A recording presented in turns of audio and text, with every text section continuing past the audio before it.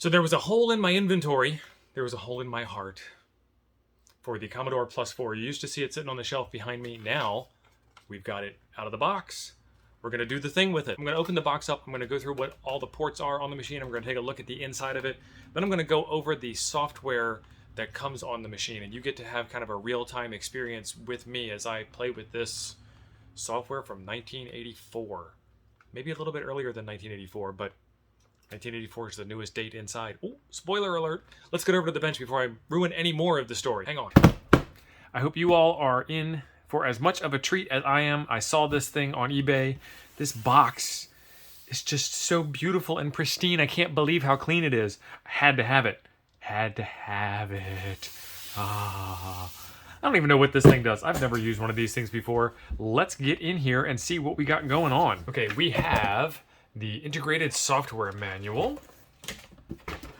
We have the Commodore Plus 4 itself. This is in fantastic shape. What goodies come in the goodie box? We have traditional heavy Commodore power brick.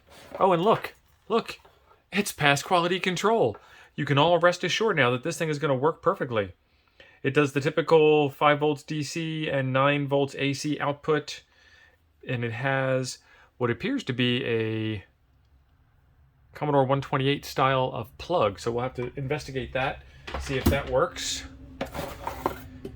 And then we have an RCA cable. Excellent. All right, I'm going to put that back. Put that away. Let's take a look at this manual real quick. Integrated software manual. This is not your typical Commodore manual that tells you all about how to program the machine. They saved money by printing on the inside of the cover. Always loved Commodore's ability to save money no matter what. This is so much more about business applications. I mean, it is the applications manual than it is about anything else. So maybe there is a manual that is missing.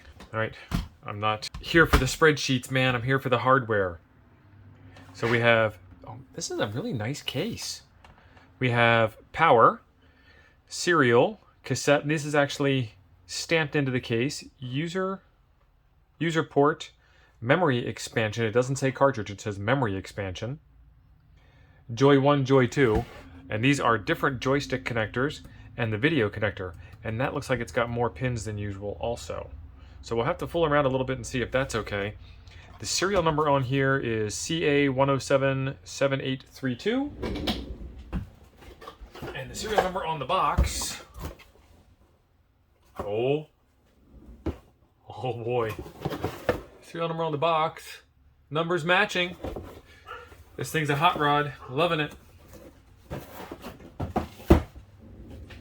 All right, let's open it up. Are we the first ones to have ever opened this thing?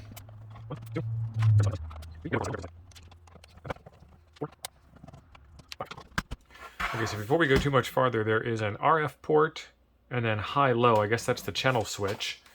And on this side, there is a reset and an on-off switch.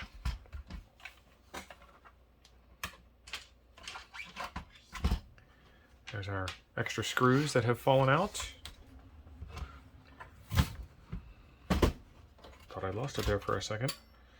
This case goes together and apart easier. I don't like the ribbon cable on the keyboard, but that's because of my ZX81 days. That's still pretty heavy and sturdy. It's got a different typing feel than the Commodore 64 does. Feels like a more modern keyboard. Okay, so we've got our RAM over here. We've got an 8501, a couple of ROM chips up front. It's just a lot better looking machine. What is underneath of this cover? There we go. All right, so that's got to be your TED chip. Although it has near zero label on it. Whatever label there is underneath of the heatsink compound, and I don't want to take that off just yet. This is assembly number 310163 for those of you playing along at home. Our chips are 37th week of 84, 30th week of 84, 38th week of 84, 35th week of 84, 25th week of 84, 35, 36. These look like they're all 1984 vintage chips. MT RAM. Uh-oh, I see MT RAM. I think, Moss branded chip in a 74 series logic position and a jelly bean position. Pretty slick little machine. I like it so far. So far, so good. All right, we'll get the heatsink back on the TED chip. All right, I guess the next thing to do is plug it back in and see if it works. Okay, so the power connector on the Commodore 128 is not the same as the power connector on the Plus 4. So that's already out. The pin spacing is off and there's an extra pin. So we have to test this and verify that it works and hope that nothing blows up in the process. Should be fine, right? Trusty multimeter. This is the Kaiweets KM601. This is a fantastic multimeter. I have a review on my other channel of this meter. But it's a great way to get people excited about the hobby when they start seeing that color LCD screen. Get our booties out because we're going to be in close quarters. So we don't want to accidentally bump something we're not supposed to bump. And I've got this in auto range mode. Get out my helping hands here. Let's try the top 2 pins together. That little pop that scared me is a relay inside clicking. All right, there's 10 volts AC.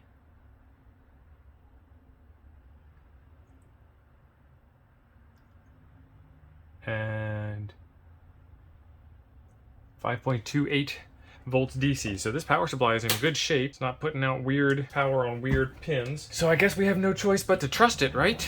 Trust but verify, and we verified. All right, over to the bench. All right, I have looked it up online and the video output is the same for all Commodore machines. So that should be fine. And we've got this power supply plugged in. Oh, that's awesome. That worked right out of the box. TV's making some noise. Let's turn that down a bit. Okay, and what do we have down here? We have the LED light on for the power, and then it just came right up and worked right out of the box. I don't know if I believe that or not, but I like it.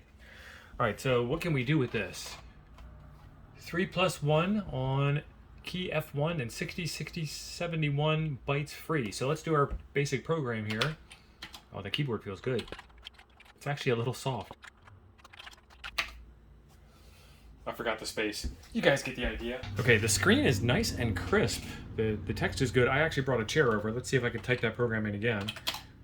Properly addressing the keyboard. That was much better. It does type much better. Okay, run stop. And then it's got a reset button. Reset button works. 3+1 on key F1. F1. Sys 1525:3+1. I guess we press enter.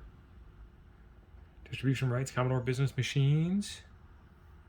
Nice, so this must be excellent. Must be a word processor.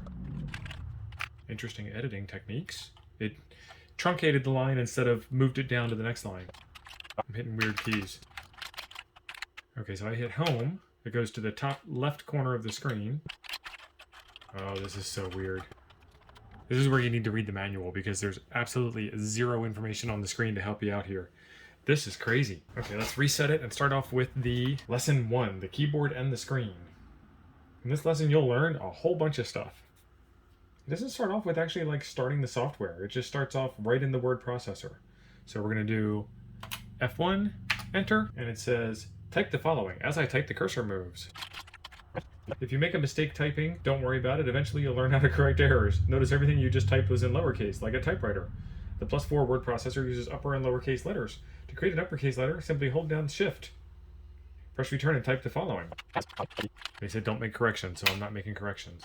The keys are just spaced just a hair out of normal for my normal everyday driver. Press cursor left until the cursor is at L2 and C1. Oh, this has got arrow keys instead of the Commodore weirdness. So we press the key right, press the key left until we're at 2C1. Oh, that's weird. It wrapped off the other side of the screen, and now it's trying to come back because the page is wider than the screen can display. And they're talking about that in the manual here.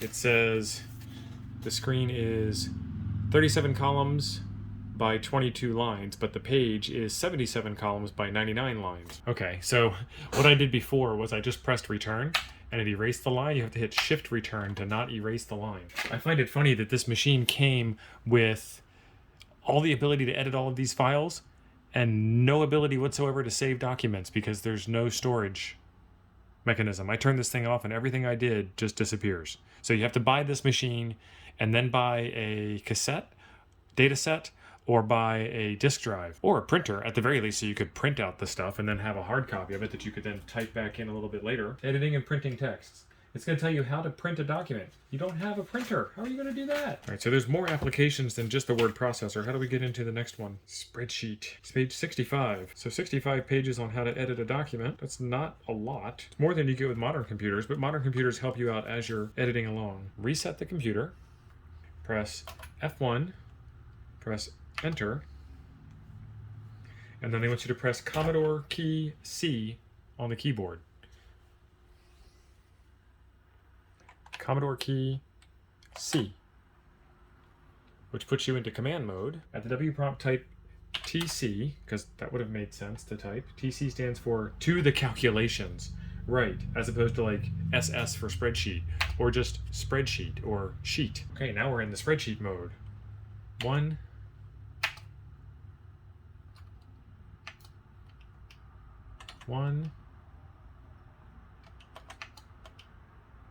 it takes a while to put the character on the screen. 2, enter.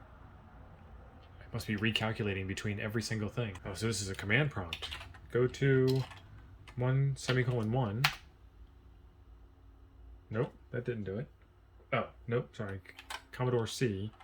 Go to 1:1. And it moves up to 1. Okay, so you've got command mode and edit mode. Sounds kind of familiar from the era. So if I go down here and I say equals, oh wow. I don't know how to talk about the cells because it's C1R1, and in a modern spreadsheet it's letters across the top and numbers down the side. Okay, so it's rows first, then it's columns. So I need to do 1:1 plus 2:1. And that is not the right answer.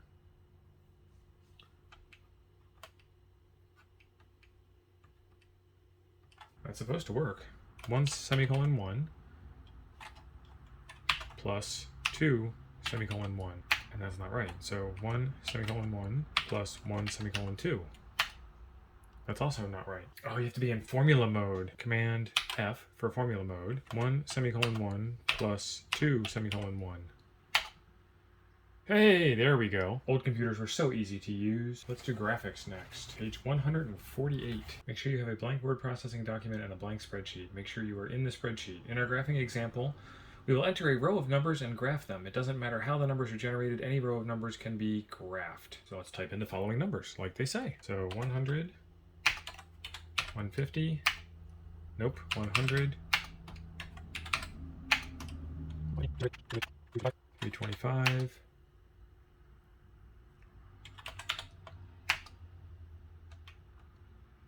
oh, that's still in numeric mode, command mode. Okay, how do I get back to data entry mode? Okay, so command T for text entry mode. I don't want to be in text entry / formula. I just want to type in the number. And now it's centered wrong. All right, command C, CM for clear memory. Yes, I'm sure. And we're just going to start over. 100, enter, down. 150, enter, down. 200, enter, down. We're going to map the graph to the word processor as it's created, so Command C and type map. When a graph is mapped to the word processor, it always mapped to L equals 01, C equals 01. To use a graph in a word processing document, you either have to insert lines above the graph or save the graph and use the merge file command to insert the graph at the proper place. Position the cursor anywhere in row 1 during graphing. Column position of the cursor is not critical. So let's go up, Command C, and we type GR for graph. Okay, that doesn't look like I thought it would. Press return to go back to the spreadsheet. Okay, that didn't work the way it was supposed to work. Let's try this again. We're going to reset, F1, return, and then Command C, and then it was to the calculations, TC.